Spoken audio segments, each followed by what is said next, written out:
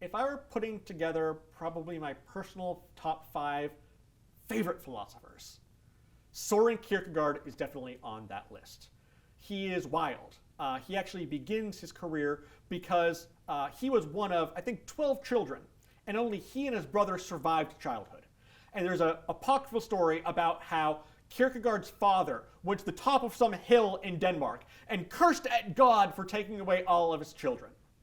And had Soren Kierkegaard promise him on his deathbed that so that the family would not be tainted and cursed for generations, that he himself would become a Protestant minister. And Kierkegaard goes to the seminary and tries to become a Protestant minister, Lutheran specifically, but realizes very soon that he has some problems with being able to do that. What you will see during our conversation about Kierkegaard is the fact that religion and theology strongly motivates his own philosophical pursuits. But if Kierkegaard is about one single thing, it is the question of what it means to be an individual. Kierkegaard is generally credited as being the first thinker to really rigorously form what we will call existentialism over the course of all of this week. If we really are free in any number of different ways, what are we supposed to do with that freedom? There's a great quote that I love from Kierkegaard where he says, "Anxiety is the dizziness of freedom." That we feel so much anxiety in our world because what am I supposed to do? Kierkegaard, however, has a few answers for you. One of the things that Kierkegaard would encourage you to do is to realize that before anything else, you must see how your individuality frames everything about who you are. The reason why he ended up not actually becoming a minister was because he had difficulty parroting the state religion of Denmark, which was Lutheran at that time, a thing that he had practiced doing, but he hated the fact that he had to follow someone else's path. He wanted to be an individual first. And this is actually why, when he starts doing his philosophy proper, Kierkegaard is defined by being anti-Hegelian. He hated the fact that for Hegel, you are a passenger on the ride of history. History would take you there eventually. Kierkegaard saw a loss of our humanity in that process. You can't really be an individual if you are a passenger on the ride of history. So Kierkegaard, in his book Either Or, vehemently rejects Hegelianism. He says that any time you make a choice, you are making that choice and then also negating all other choices. It's either or. It's not a both and question, like the Hegelian dialectic. But importantly, when you make a choice or some other one, what is most important is how you justify that choice to yourself. Now, at this moment is where we should actually pause and think about Kierkegaard's understanding of the truth. Kierkegaard, being a Protestant, really does believe in a capital T conception of the truth. But he would pause and ask us a different question. In which situation is there more truth for an individual? One in which you go to your nice Lutheran service on Sundays and you pay attention and you're listening and oh yeah, that was actually a really interesting point. I heard the gospel and now it's time to leave. Or someone that is willing to fight tooth and nail that the best way in which an individual lead his or her life is to follow the teachings of the Jedi Order from Star Wars. It's fake. Kierkegaard would ask, where is there more truth? In someone kind of passively being a receiver of something that he really does think is true, or someone that is willing to fight to the death for this thing that they believe in? Kierkegaard actually leaves that as an open question. He refuses to answer it. Now, certainly, what he wants you to do is fight tooth and nail for Christianity. He thinks, though, that religion, whether it be true or false, can only ever be subjectively understood. It may be capital T true, but it can only be understood subjectively. And as an example for this, if I were to tell you that God is love, there is no abacus, there is no measuring stick that I can take out to determine if you actually understand what that truth means.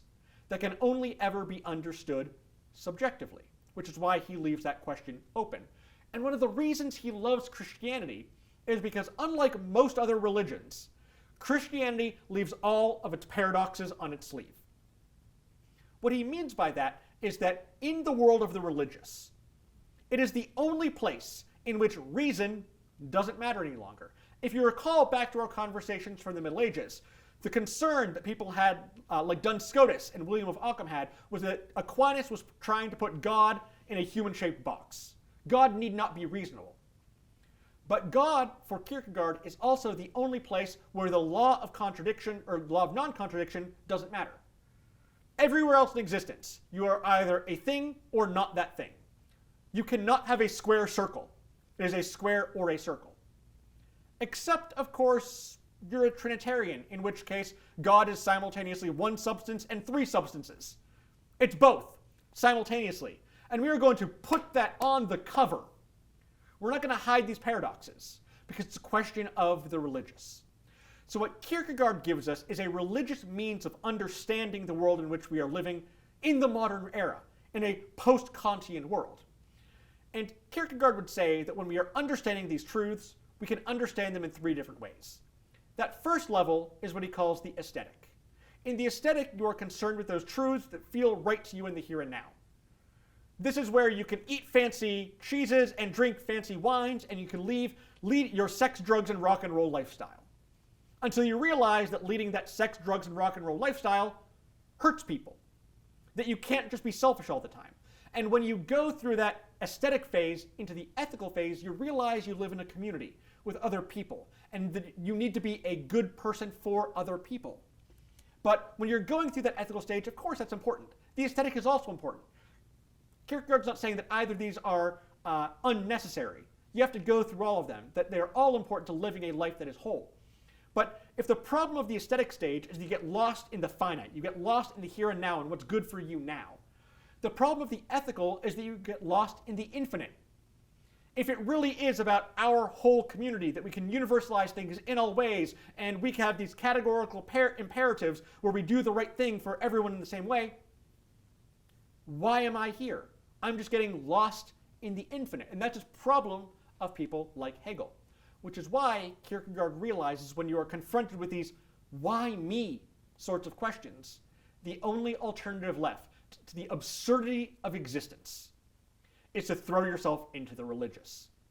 And the most famous phrase of Soren Kierkegaard, one you're likely familiar with, is that sometimes you have to take a leap of faith. That you take a leap of faith, or, to put it in more fancy philosophical terms, a teleological suspension of the ethical. Sometimes when you have an ethical category to do something right or wrong, you interrupt that because of the theological. And in Kierkegaard's book, Fear and Trembling, he has a long story about the parable of Abraham and Isaac. You know what's wrong? Killing your son. Until you suspend that ethical choice because God commands it. And the only thing that you can do to react to that sort of choice is, because God is so much more omnipotent, so much bigger than you could ever be or even comprehend, you do it. Or at least you're willing to do it. You suspend the ethical because the religious demands it. It's the teleological suspension of the ethical. And only when you willingly, completely, and unconditionally throw yourself into things that are beyond your comprehension and trust that that's the right thing to do, you will not be able to be an individual. And that's why I think that Kierkegaard, as the founder of existentialism, gives a tremendous insight into what it looks like to find a life that is of your choosing in the world we live in today.